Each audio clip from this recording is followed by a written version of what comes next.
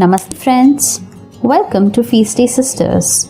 A new week, a new day, and I have got you a childhood fantasy of most, Kurma. Kurma resonates with all of us as a charming reminder of our mother, isn't it? Today we will be making raw banana kurma. Let's get cooking.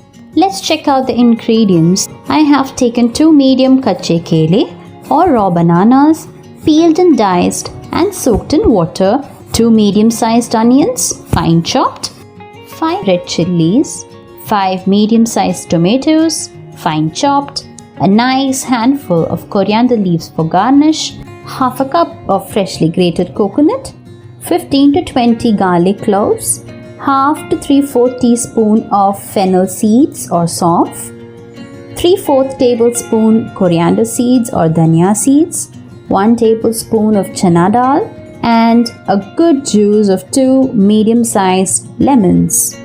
We will first begin with the deep frying of the banana dices. Heat the required amount of oil in a kadai for deep frying. Drop in the banana dices carefully, yet gently. Once the excess bubbling stops, you can see a slight color over the bananas. Drain them out onto a plate. A quick 2 cents here. Before deep frying, remove the raw banana dices from the water and pat them dry with a kitchen towel or tissue paper gently to remove the water. This will ensure that the bananas do not absorb more oil. I'm never allowed at my place to deep fry. It's usually my hubby who does it. When with my mom, she never allowed me to deep fry either. Well, do let us know who is in charge of the deep frying at your place in the comment section. We would love to read. Repeat the same for the second batch as well. Keep aside. Let's get the masala prepped up. Retaining a teaspoon of oil in the pan with the flame low, saute fennel seeds or saunf till slightly aromatic and they start changing the color and sizzle. Add in the Bengal gram and coriander seeds. Keep sauteing till nice and aromatic. We are just looking for the slight coloration here. Break the red chilies into chunks, drop them in. Keep stirring. After 8 seconds, switch off the flame and add in the freshly scraped coconut. Keep stirring around for a minute or 2. The remnant heat of the pan is sufficient to slow roast the coconut.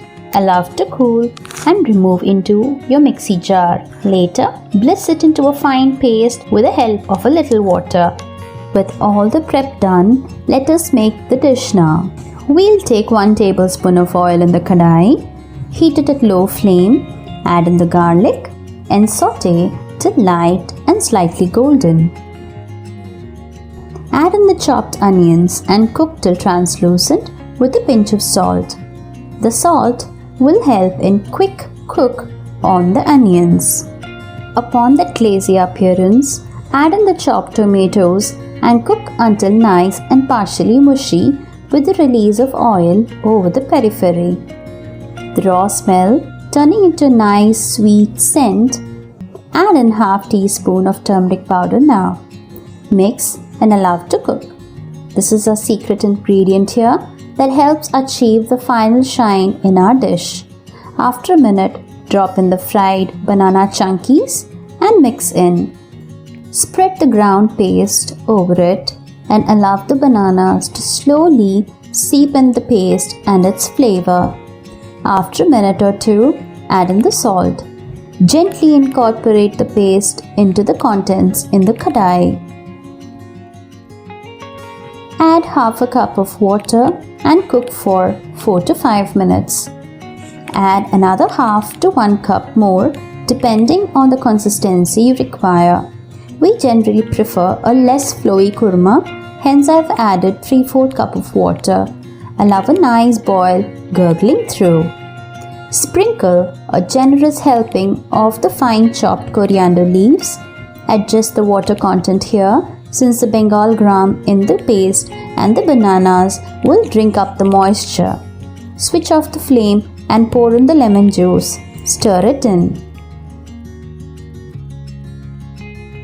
Serve piping hot a great accompaniment for rice, roti, appam or puri.